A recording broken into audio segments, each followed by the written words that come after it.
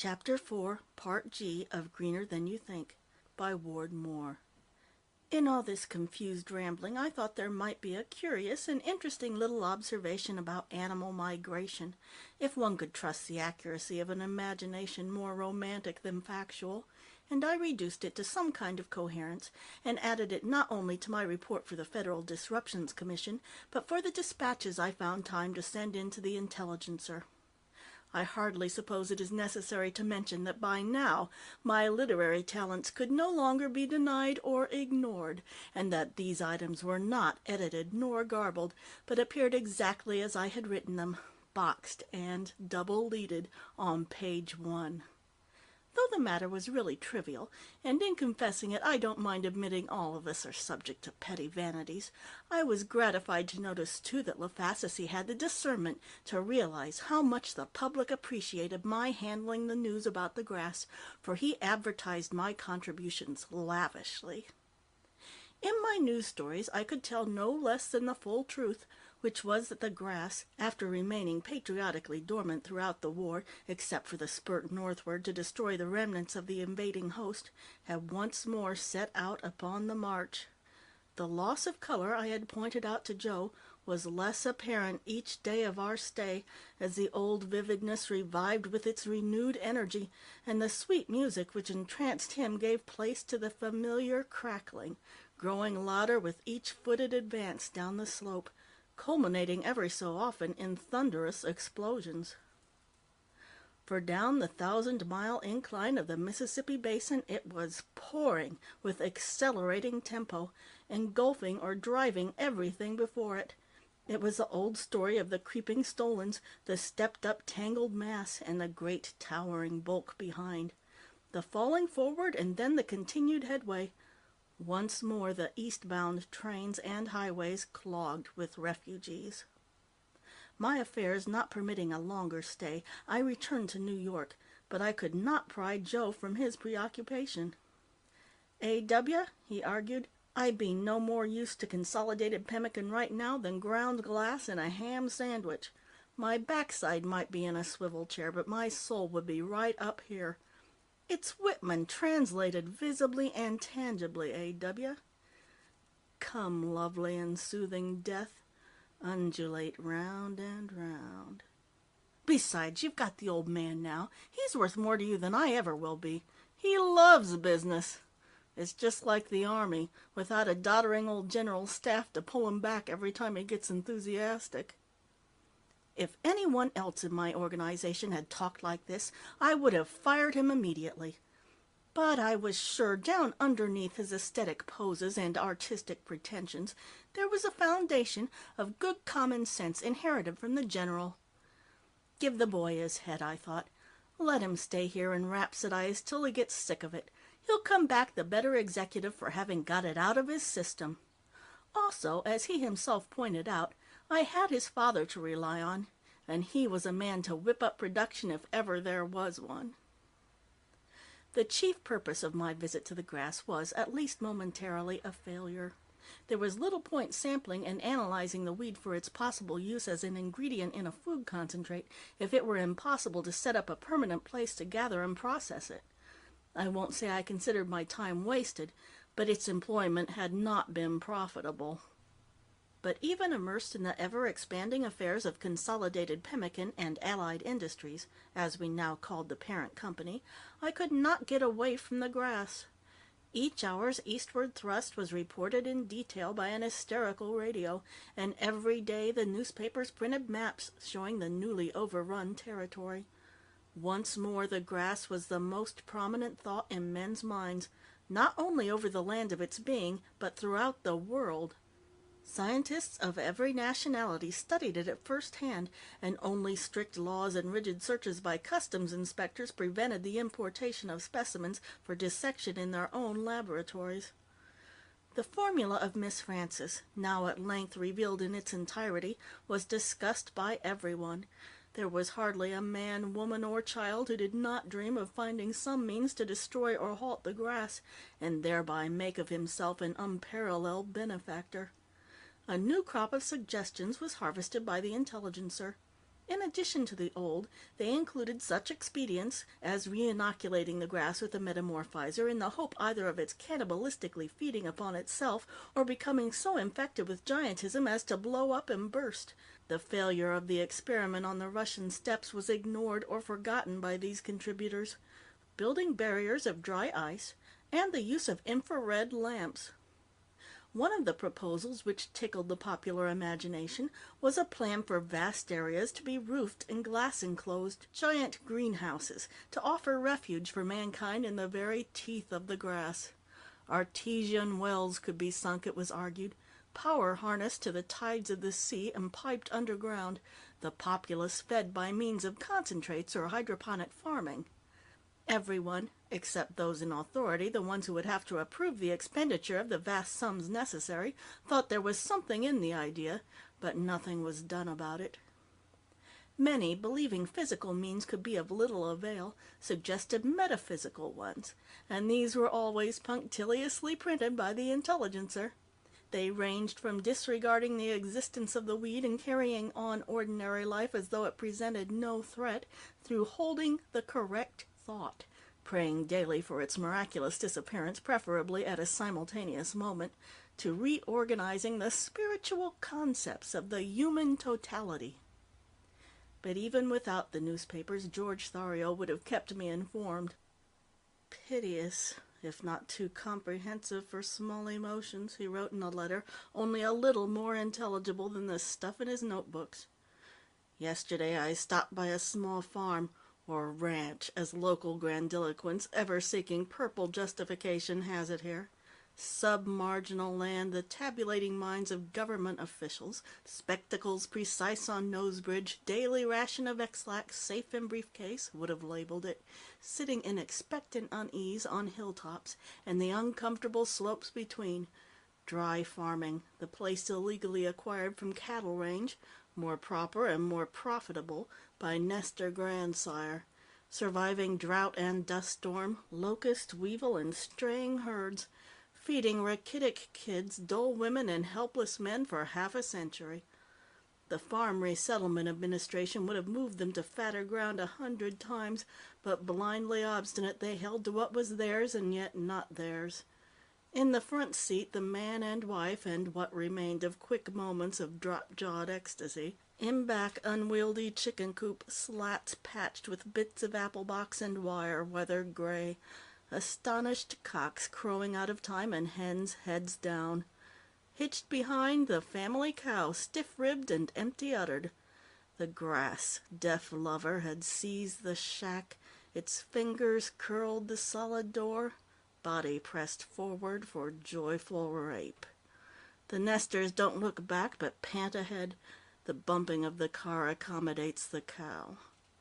I've had to leave the lodge, of course, and spend my nights in a thin house with a roof shaped like 2 playing cards, with the misleading sign, in punishment crippled, half fallen from its support, "Tourists accommodated." If accommodation be empty spaces with mottos and porcelain piss pots, then punishment was unrighteous. I shall move on soon, perhaps for the worse, since there is green now beneath the blue. If I can ever come away, I shall. But I'd not miss this gladiator show, this Richieri swing. Give my best to the old boy. Tell him I'd write direct, but family feeling makes it hard. Joe. I showed the letter to the General, expecting him perhaps to be annoyed by Joe's instability, but he merely said, "Boy shouldn't be wasting his talents. Put it in sound. Orchestrate it." Just as Joe's enthusiasm covered only one aspect of the grass, so his retreat from lodge to wayside hostel to city hotel embraced only a minute sector of the great advance. Neither moral nor brute force slowed the weed. It clutched the upper reaches of the Rio Grande and ran down its course to the Gulf of Mexico like quicksilver in a broken thermometer. It went through Colorado, Oklahoma, and Kansas. It nibbled at the forks of the Platte. It left behind the Great Salt Lake like a chipped diamond lost in an enormous setting. There is no benefit to be derived from looking at the darker side of things, and indeed it is a universal observation that there is no misfortune without its compensation. The loss of the great cattle-grazing areas of the West increased the demand for our concentrated foods by the hundredfold. We paid no duty on the products shipped in from our South American factories, for they competed only with ourselves, and we did the country the humanitarian service of preventing a famine by rushing carload after carload westward, rising above all thoughts of petty gain by making no increase whatever in our prices despite the expanding demand. About this time it became indisputable that button Gwinnett fleas was no longer of value to Consolidated Pemmican. His Yankee shrewdness and caution, which enabled him to run the corporation when it was merely a name and a quotation on the stock market, had the limits of its virtues. He was extraordinarily provincial in outlook, and quite unable to see the concern on a world scale. In view of our vast expansion, such narrowness had become an unbearable hindrance. I had permitted him to hold a limited number of shares, and to act nominally as secretary, in order to comply with the regulations of the Security and Exchange Commission, but now it was expedient to add to our officers directors of other companies whose fields were complementary to ours. Besides, in General Thario I had a much abler assistant, and so, perhaps reluctantly because of my over-sensitivity, I displaced Fleas, and making the General president of the corporation, I accepted the post of chairman of the board. I must say he took a perfectly natural business move with unbecoming ill grace. "It was mine, Mr. Weener, you know it was mine, and I did not protest when you stole it. I worked loyally and unselfishly for you. It isn't the money, Mr. Weener, really it isn't. It's the idea of being thrown out of my own business. At least let me stay on the board of directors. You'll never have any trouble from me, I promise you that." It distressed me to reject his abject plea, but my hands were tied by my devotion to the welfare of the company. Besides, he annoyed me by his palpably untrue reference to what had been a legitimate transaction, never giving a thought to my generosity in not exposing his chicanery, nor the fact that the dummy he manipulated bore no resemblance whatever to the firm I had brought by my own effort to its present size. Leaving matters in the able hands of General Thario, after warning Joe he had better soon return to his father's assistance, I went abroad to arrange for wider European representation. There I found a curious eagerness to be of help to me, and almost fawning servility, antipathetic to my democratic American notions. Oddly enough, the Europeans looked upon the United States as a doomed country, thinking I, like some members of our wealthier classes, had come to escape disruption and dislocation at home. Only in England did I find the belief prevalent that the Americans would somehow muddle through, because after all, they're the same sort of chaps we are, you know. After a highly successful trip, I returned home the same day the grass reached the headwaters of the Mississippi. William Rufus Lafacici astonished me, as well as every newspaperman in the country, by resigning as editor of the Daily Intelligencer, a post he had held before many of its reporters were born. When I phoned him to come to my office and explain himself, he refused, in tones and manner I had not heard from any man since the days when I had wasted my talents as a subordinate. Having none of the pettiness of pride, which makes some men fearful of their position, since he would not come to my office, I went to his. There he shocked me for the third time. A high, glossy collar, a flowing and figured cravat concealed the famous diamond stud, while instead of the snuff-box, his hands hovered over a package of cheap cigarettes. "Weener," he rasped, jettisoning all those courtesies to which I had become accustomed, "I never thought I'd be glad to see your vapid face again, unless on a marble slab in some city morgue. But now you're here, moneybags slapping the insides of your thighs in place of the scrotum for which you could have no possible use, I am delighted to tell you in person to take my paper. My paper, sir, note that well, for all your dirty pawings could not make it anything but mine. And supposit it." I hope it frets you, Weener, for the sake of your sniveling but immortal soul. I sincerely hope it rasps you like a misplaced hair shirt. You will get some miserable lickspittle to take my place, some mangy bookkeeping pimp with a permanent waved wife and 3 snotty-nosed brats, but the spirit and guts of the Intelligencer depart with W.R. LaFacecy. I disregarded both his ill manners and his bombast. "What's the matter, Bill?" I asked kindly. "Is it more money? You can write your own ticket, you know. Within reason, of course." His fingers looked for the snuff-box, but found only the cigarettes, which he inspected puzzledly. "Weener, no man could do you justice. You are the bloody prototype of all the arse-lickers, panders, arsonists, kidnappers, cutthroats, pickpockets, abortionists, pilferers, cheats, forgers, sneak thieves, sharpers, and blackmailers since Jacob swindled his brother. Do not fawn upon me, little man.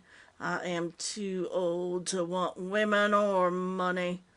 The sands are running out, and I shall never now read the immortal Hobbes. But I'll not die in your bloody harness. In me you do not see the man who picked up the torch of Franklin and Greeley and Dana where Henry Watterson dropped it. Loose of your gangrenous chains, you behold the freelance correspondent of the North American Newspaper Alliance, the man who will devote his declining years to reporting, in the terse and vivid prose for which he is justly famous, the progress of the grass which strangles the country as you have tried to strangle me." Again, I put personal feelings aside. "If your mind is really made up, we'll want your stuff for the Intelligencer, Bill." "Sir, you may want. I hope the condition persists." There being no profit in arguing with a madman, I made arrangements to replace him immediately. I reproduce here, not for self-justification, which would be superfluous, but merely for what amusement it may afford, one of his accounts which appeared in the columns of so many third- and fourth-rate newspapers. I won't say it shows the decay of a once possibly great mind, but it certainly reveals that the Intelligencer suffered no irreparable loss. "Today at Dubuque, Iowa, the Mississippi was crossed. Not by red men in canoes, nor white on logs or clumsy rafts, nor yet by multi-wheeled locomotives gliding over steel bridges, nor airplanes so high the wide stream was a thread below. Nature and devastation, hand in hand, for the moment one and the same, crossed it today as Quantrell or Kirby Smith or Nathan Bedford Forrest crossed it, sabers glittering, so many forgotten years ago. But if the men in gray and butternut raided a store or burned a tavern, they thought it a mighty victory and went home rejoicing. The green invader is an occupier and colonizer come to remain for all time, leaving no town, no road, no farm where it has passed. A few weeks ago Dubuque was still here quiet, old and pleasant, the butt of affectionate jokes, the grass still miles away, the population still hopeful of salvation. And then, because of the panic, the frantic scurrying to save things once valuable and now only valued, no one noticed when a betraying wind blew seeds beyond the town over the river to find receptive soil on the Wisconsin side. The seeds germinated, the clump flourished, it cut the highway and reached down the banks into the Mississippi, waiting. And while it waited, it built up a greater bulk for itself behind and beside. Each day it pushed a little farther toward midstream. drowning its own foremost runners so those behind might have solidity to advance upon. Meanwhile, from the west, the continent imposed upon a continent came closer. The other day, Dubuque went, its weathered bricks and immature stucco alike obliterated. The grass ran out like a bather on a cold morning, hastening to the water before timidity halts him. Although I was watching, I could not tell you at what exact instant the gap was closed, at what moment the runners from one clump intertwined with those of the other, but such a moment did occur, and shedding water like a surfacing whale, the united bodies rose from the riverbed to form a verdant bridge. You could not walk across it, at least no man I know would want to try, but it gives the illusion of permanency no work of man, stone or steel or concrete, has ever given. And it is a dismaying thing to see man's trade taken over by nature in this fashion. The bridge is a dam, also. All the debris from the upper reaches collects against it, and soon there will be floods to add to the other distress the grass has brought. More than half the country is gone now. The territories pillaged from Mexico, argued from Britain, bought from France, have all been lost. Only the original states and Florida remain. Shall we be more successful in defending our basic land than all the acquisitions of a century and a half? But why add any more? Dry, senile, without feeling. My only wonder was that his stuff was printed, even in the obscure media where it appeared. End of Chapter 4, Part G.